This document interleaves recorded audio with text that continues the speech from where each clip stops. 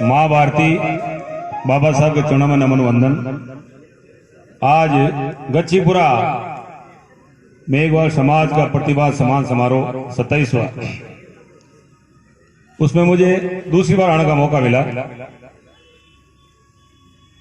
मुझे बुलाने के लिए मैं समस्त समिति का आभार व्यक्त करता हूं कि मुझे आज इस मौके पर तमाम समाज के बंधुओं का दर्शन कराए, इसलिए आपका आभार। सारी बातें बता दी आपको, कुछ कहने के पीछे रही नहीं। राहुल जी ने तो सारी किताब ही पढ़ ली, कुछ बाकी रखा ही नहीं।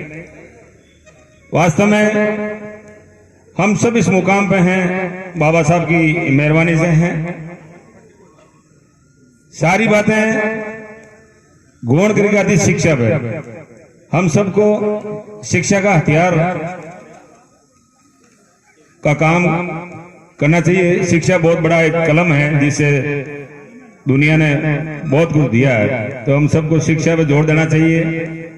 आज इस समारोह में उपस्थित माननीय एक्शन साहब, एडीएम साहब, आरएस साहब और सबसे मेरे साथ पधारे सरपंच साहब, मेघराज जी, मंगल जी, राकेश गुर्जर, सबसे इस समारोह के मुख्य आकर्षक केंद्र बच्चे जो आज सम्मानित हो रहे हैं। हम सबके मुख्य आकर्षक केंद्र है हमारे बच्चे जो आज शिक्षा ग्रहण करके आज सम्मानित हो रहे हैं।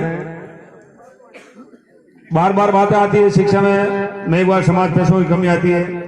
मैं बच्चों से कहना चाहूंगा, आप अगर पढ़ोगे तो ये राहुल जी कोचिंग चला रहे हैं उदयपुर में, आपको उठा के ले जाएंगे, पैसे आपको और देंगे। अगर आप सही ढंग से शिक्षा अच्छे नंबर अंक लाओगे तो आपको घर बैठे घर आएंगे, आप मेरी कोचिंग ज्वाइन करो और पैसे आपके माता पिता और देंगे। लेकिन पढ़ना पड़ेगा आपको। पढ़ाई बहुत ही अच्छा साधन है। आप नींद ले लो, फिर उठ जाओ, फिर पढ़ लो, नींद ले लो, कोई इसमें तो बड़ा है ही नहीं इशू कोई नहीं। आपको नौकरी करनी है 8 घंटे, तो आपको शिक्षा में जोर देना चाहिए। समाज, जिन जिन समाजों ने शिक्षा में, विकास में अग्रणी पंक्ति रही, वो समाज राजनीति में अग्रणी रहा।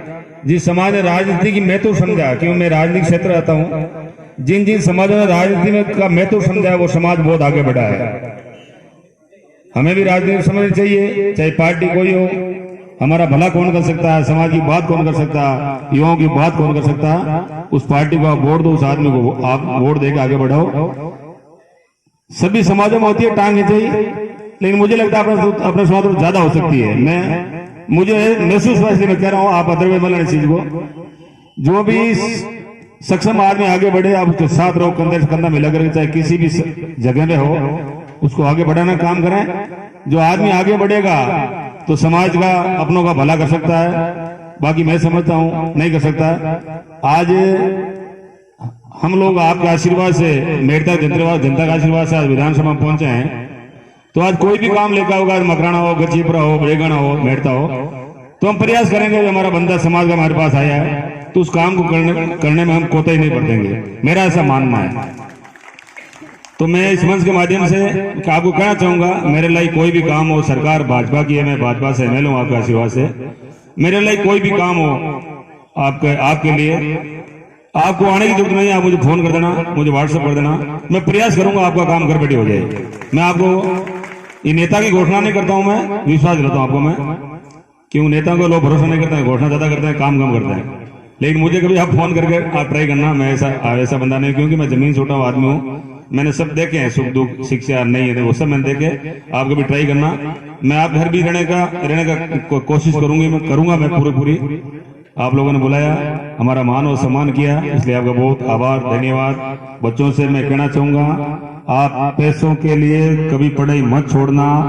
5 साल आपके आशीर्वाद से हम लोग राज में हैं। आपको कहीं जरूरत हो तो मुझे आधी रात को फोन करना कि एमएलए साहब मैं इस दुविधा में हूँ, मैं कोशिश करूंगा कि आपकी दुविधा मिटे, चाहे मुझे कुछ भी करना पड़े। आप ऐसा विश्वास मेरे ऊपर कर सकते हो। सभी बच्चों के माता पिताओं को मैं कहना चाहूंगा कि आप मुझे कहीं भी शिक्षा के क्षेत्र में, समाज के लिए, कहीं भी आप किसी भी कोई भी काम के लिए मुझे काम ले सकते हो आप, क्योंकि मैं आपका समाज का बंदा हूं। और मैं एक बात और कहना चाहूंगा, मैं जिस वर्ग से निकल के विधानसभा में पहुंचा हूं, आप बेफिक्र रहिए, इस वर्ग का मैं कभी मान और सम्मान कम नहीं होने दूंगा, चाहे मुझे कुछ भी करना पड़े। सरकार से लड़ाई करनी पड़े, कुछ भी करना पड़े, आपके मान सम्मान में कोई ठेस नहीं पहुंचना दूंगा। हो सकता है मैं धोती पहनता हूं, कुर्ता पहनता हूं, पढ़े लोगों को दिमाग नहीं आती भाई, पढ़ा लिखा कम है, लेकिन मैं भाग्यशाली हूँ। एक किसी ने व्हाट्सएप पढ़ा था, गुरु नेताजी गुरुजी के प्रणाम करे थे, गुरुजी थोड़े एहसास हो गए, मैंने यार 10वीं में तेरे को फेल कर दिया। तो चैलेंज नेता ने कहा अच्छा काम किया, आप फेल नहीं करता तो मैं नेता नहीं बनता, मंत्री नहीं बनता। तो मैं जहाँ हूँ आपके भले के लिए काम करूंगा। और बच्चों के लिए विशेष कहना चाहूंगा, आप पढ़िए, महिलाओं का जमाना है। कल मंत्री पद में मेरा नाम था, लेकिन मंजू जी बागमार महिला होने की वजह से वो मंत्री पद उनके पास चला गया।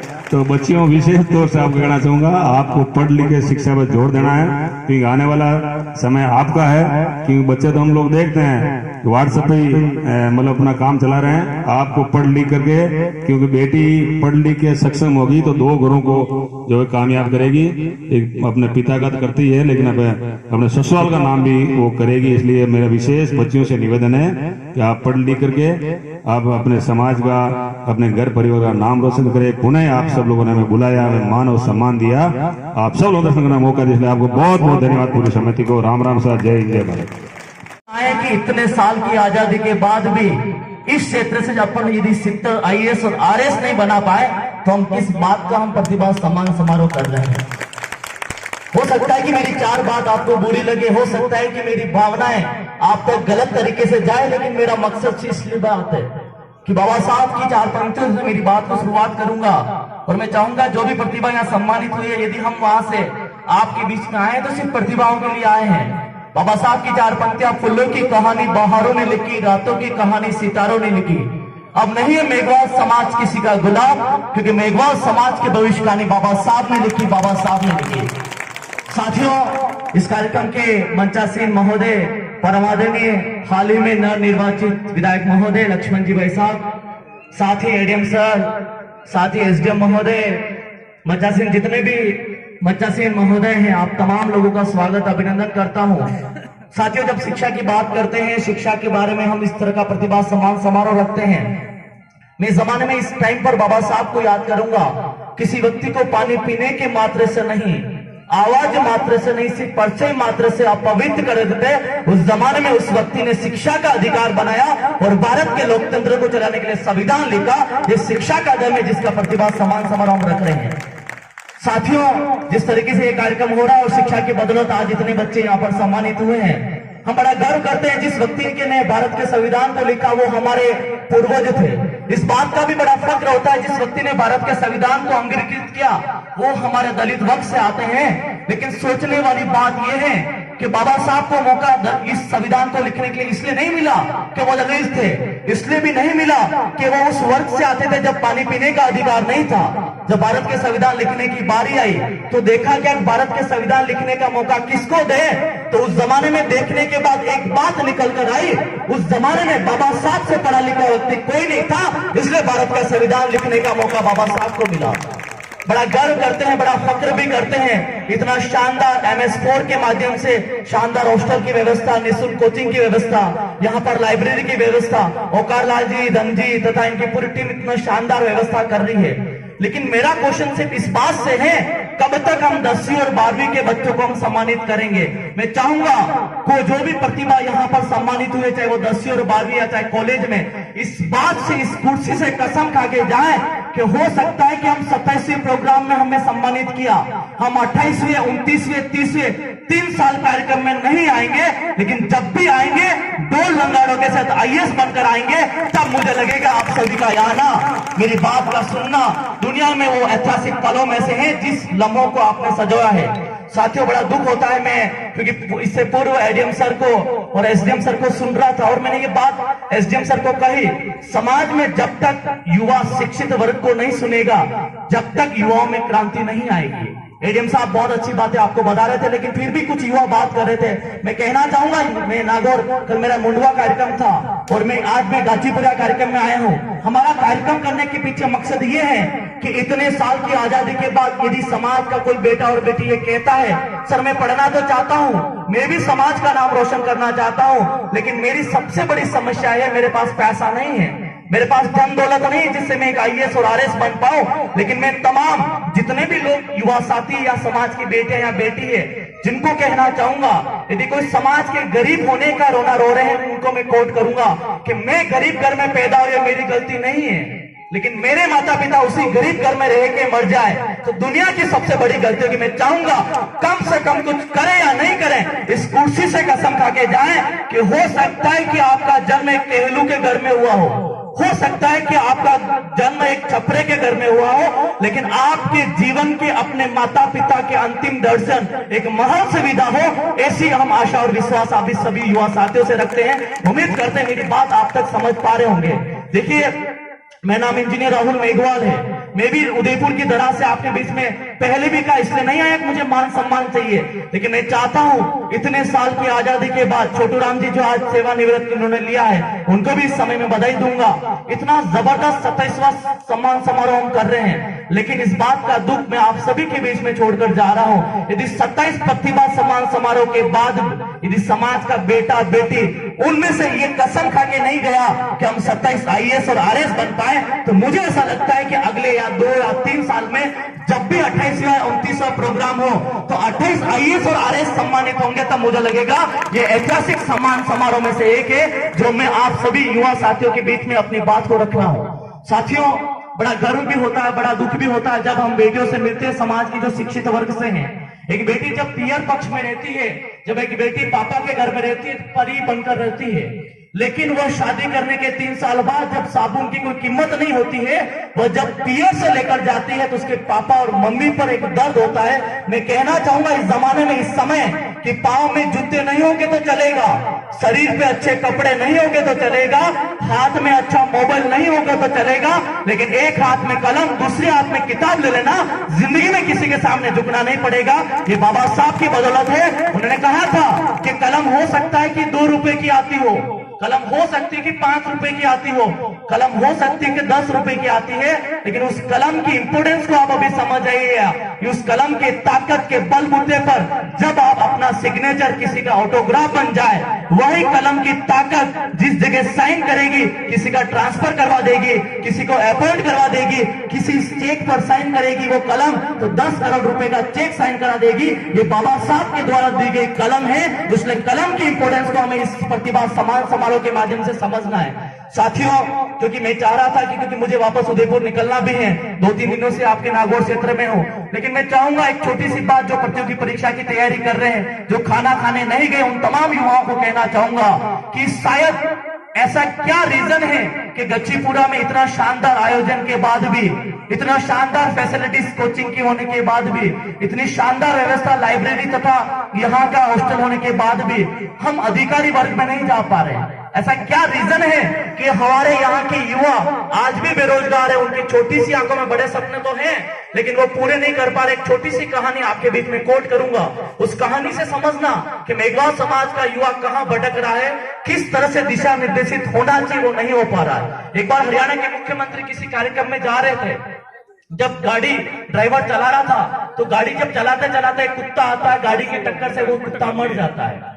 जब मुख्यमंत्री की गाड़ी से कुत्ते का मर जाना एक ब्रेकिंग न्यूज बनती है, तो पत्रकार महोदय सबसे पहले ड्राइवर के पास पहुंचते और कहते हैं कि ड्राइवर, आपकी गाड़ी की टक्कर से कुत्ता मर गया। तो ड्राइवर ने कहा बिल्कुल मर गया। तो पूछा कैसे मरा? तो उसने कहा कि गाड़ी चल रही थी, कुत्ता आया, टक्कर लगी, मर गया। जब बात से संतुष्ट नहीं हुए पत्रकार महोदय, तो पहुंचे मुख्यमंत्री महोदय के पास और कहा कि मुख्यमंत्री महोदय, आपकी गाड़ी की टक्कर से कुत्ता मर गया। मुख्यमंत्री की जवाब में हर एक युवा का जवाब होना चाहिए। उन्होंने कहा कि पत्रकार महोदय, आप गलत बोल रहे हैं, गाड़ी की टक्कर से कुत्ता नहीं मरा, कुत्ता इस कंफ्यूजन में था कि इधर जाऊं या इधर जाऊं, इस कंफ्यूजन में मरा। न जाने हमारे कितने समाज के बच्चे और बच्ची 12वीं पास करने के बाद पहली बार STC का सपना देखते हैं, न जाने उनके माता और पिता के पास पैसा हो या नहीं हो, वो पहली बार STC के लिए फॉर्म भरते हैं, 400-450 रुपए लेकर एक गाइड लाते हैं, कुछ समय 2 या 3 महीने पढ़ते हैं। जब उन बच्चे का STC में नहीं होता है तो वो कहते हैं STC बेकार। कुछ दिन बाद वही माता पिता को कहते हैं आपका बेटा बेटी STC के लिए नहीं बना, आपका बेटा बेटी अब कांस्टेबल बनेगा, वर्दीदारी बनेगा। न जाने माता पिता पूरी जवानी लगा देते हैं अपने बच्चों को पढ़ाने के लिए। यदि बच्चा ही नालायक निकल जाए तो उस माता और पिता पर क्या बीतेगी, जिस जवानी में पूरा खर्च बच्चों की शिक्षा के लिए उस माता पिता ने लगाया। जब कुछ समय बाद एक बेटा बेटी वापस कहता है अब आपका बेटा कांस्टेबल बनेगा, वर्दीधारी बनेगा, अब उसको कांस्टेबल के लिए प्रिपरेशन करनी है, माता और पिता के पास पैसा हो या नहीं हो, उसको अच्छी किताब दिलाते हैं, ऑनलाइन फॉर्म भरवाते हैं, कुछ दिन बाद एग्जाम होता है राजस्थान पुलिस कांस्टेबल का, लेकिन जब उसका कांस्टेबल में सिलेक्शन नहीं होता है तो वो कहता है कांस्टेबल बेकार। कुछ समय बाद ये नहीं कहता है कि मेरी कमी थी, मेरी असफलता मेरे पर निर्भर कर रही थी क्योंकि मैं पढ़ नहीं पाया, लेकिन हमेशा कहेगा कि ये बेकार वो बेकार। फिर कुछ समय निकलता है, जैसे ग्रेजुएशन होता है वो पटवार बनने का सपना देखता है, जब पटवारी में नहीं होता है जब वीडियो बनने का सपना देखता है, जब ग्राम विकास अधिकारी में नहीं होता तो कहता है तो अब मैं आरएस बनूंगा, और जब आरएस में नहीं होता कहता पापा अब आपका बेटा यूपीएससी करेगा, दिल्ली जाएगा, और न जाने कितने ही माता पिता अपने सपनों के साथ न जाने जमीन गिरवे रख देते हैं, अपनी मम्मियां गहने गिरवे रख देती है सिर्फ बच्चे की शिक्षा के लिए, और उस बच्चे को न जाने दिल्ली भेजते हैं। ऐसे करते करते आज ये बेकार कल वो अच्छा, परसों ये बेकार तरसों ये अच्छा, ऐसे करते करते उसकी ओवर एज हो जाती। मैं कहना चाहूंगा पहली बार जब वो 12वीं पास करने के बाद एसटीसी का सपना देखा तो क्यों नहीं हुआ यूएसटीसी में सपना, क्योंकि उसके पास में हिम्मत तो थी, मेहनत भी थी, लेकिन इस तरह का जीवन में मोटिवेशन नहीं था जो जिंदल साहब बताना चाह रहे थे। मैं चाहूंगा जिंदगी के अंदर जितने भी प्रतिभाशाली यहाँ बच्चे बैठे हैं जो कंपटीशन की तैयारी कर रहे हैं, यहाँ का शानदार कार्यक्रम, क्योंकि मैं बोलना बहुत कुछ चाह रहा था लेकिन मुझे मजा तब आता है बोलने का जब बच्चे खाने से ज्यादा इंपॉर्टेंस शिक्षा को दे, मोटिवेशन को दे, करियर को दे, तब हम जैसे लोग वहां से आकर आप सब जैसे लोगों में वो मोटिवेशन क्रिएट कर सकते हैं, वो आने वाले टाइम में एक अपने आप की हिम्मत क्रिएट कर सकते हैं। जिस कुर्सी से बैठे हैं हो सकता है कि आप बेरोजगार हो, लेकिन उसी कुर्सी से एक कसम दिलवा के बेच सकते हैं कि अगली बार आएंगे तो हम जैसे लोग उदयपुर से नहीं आएंगे, वही बच्चा यहाँ आईएएस बनकर अधिकारी के रूप में, मुख्य अतिथि के रूप में आएगा। ये विश्वास हम उस बच्चे को दिला सकते हैं, लेकिन जरूरत इस बात की है कि वो बच्चा किस लिए आया है, सिर्फ इसलिए आया है कि यहाँ की सुख सुविधाओं को मोहित करे, तो मुझे ऐसा लगता है मेरी बात उस तक नहीं पहुंचेगी, लेकिन इसलिए आया है कि हो सकता है कि हम गरीब घर में जन्मे हैं लेकिन हमारे आसपास का वातावरण गरीब है, लेकिन आने वाले टाइम में वो हालात हमें कैसे गुलाम बनाने हैं, उन हालातों को कैसे गुलाम बनाने, उस विचार से कोई बच्चा यहाँ आया है तो मुझे ऐसा लगता है कि उसके लिए सबसे इंपॉर्टेंट बात, क्योंकि मैंने लास्ट टाइम हर कार्यक्रम में जाता हूँ, यहाँ ओंकार लाल जी और इनकी टीम को भी कहना चाहूंगा, जिस दिन समाज में प्रतिभा ही नहीं रही तो हम सम्मान किसका करेंगे। लेकिन फिर भी आपकी पूरी टीम को धन्यवाद है कि आप प्रतिभा बनाने का कार्य करते हैं। प्रतिभाओं को सम्मान से पहले जिस तरीके से यहाँ 10 से 12 प्रतिभा यहाँ से निकलकर सम्मानित हो रही है, इससे बड़ा एग्जाम्पल कुछ नहीं हो सकता। लेकिन मैं चाहूंगा उससे बड़ी बात, आज लगभग 80 से 90 बच्चे यहाँ सम्मानित हुए हैं। यदि 80 से 90 बच्चे इस बात का ठान ले कि अगले 2-3 साल समाज के कार्यक्रम में नहीं जाएंगे, किसी भी प्रोग्राम में इन्वॉल्व नहीं होंगे, चाहे प्रतिभा सम्मान समारोह हो, चाहे किसी का रिटायरमेंट, लेकिन जब भी जाएंगे लोग आपको अधिकारी के रूप में देखना चाहेंगे, तब मुझे लगेगा आप सभी का यहाँ आना, मेरी बात को आपके बीच में पहुंचाना दुनिया के सबसे बड़े ऐतिहासिक पलों में से एक है।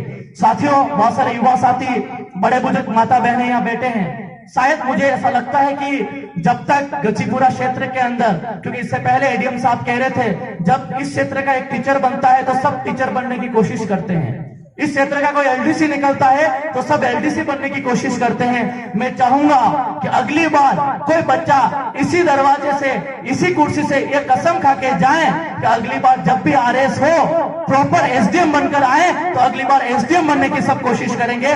तब मुझे लगेगा एडीएम साहब का, एसडीएम साहब का, विधायक महोदय का, प्रत्यक्ष अप्रत्यक्ष रूप से जितने भी मंचासीन लोग हैं, उन तमाम लोगों का यहाँ आना, आप सबके बीच में बात रखना दुनिया के सबसे बड़े अच्छे पलों में से है। साथियों, क्योंकि बातें बहुत सारी कहनी है, लेकिन बहुत सारे वक्ताओं को हमें सुनना है, बहुत सारे लोगों को हमें सुनना है, भोजन प्रसाद भी करना है, कार्यक्रम को आगे भी बढ़ाना है। लेकिन कुछ कॉम्पिटिशन्स की तैयारी करने वाले बच्चों को मैं कहना चाहूंगा, बहुत सारे बच्चे ऐसे मिलते हैं जो इस हॉस्टल में रहते हैं, हॉस्टल में रहने के बाद न जाने बहुत सारे बच्चे ऐसे भी हैं जो घरों में, गाँव में रहते हैं। जब बच्चा प्रतियोगी परीक्षा की तैयारी करता है तो तैयारी करते करते उसके जीवन में मोटिवेशन की जगह डिमोटिवेशन आता है, वो हताश होता है, वो परेशान होता है, वो क्रिटिसाइज होता है, वो डिमोरलाइज होता है, डिमोटिवेट होता है। तो मैं तमाम जो लोग प्रतियोगी परीक्षा की तैयारी कर रहे हैं, हो सकता है कि 2015 में आपका ग्रेजुएशन हुआ है, हो सकता है 2012 में हुआ है, और फिर भी कंपटीशन की तैयारी करते करते यदि आप डिमोटिवेट हो रहे हैं, कर लेनी चाहिए, अब मुझे पढ़ाई छोड़ देनी चाहिए,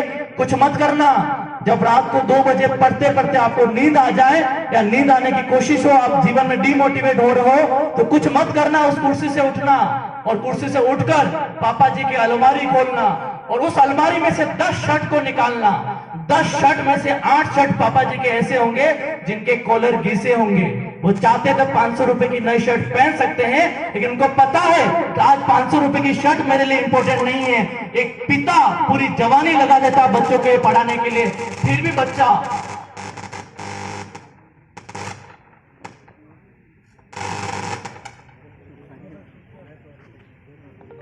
बच्चा यदि जीवन में डिमोटिवेट हो जाए तो मुझे ऐसा लगता है कि वो जिंदगी में बच्चा नहीं है।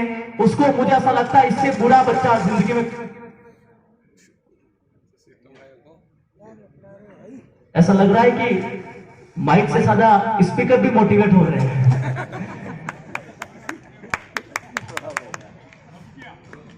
तो साथियों, जो भी बच्चे कॉम्पिटिशन्स की प्रिपरेशन कर रहे हैं,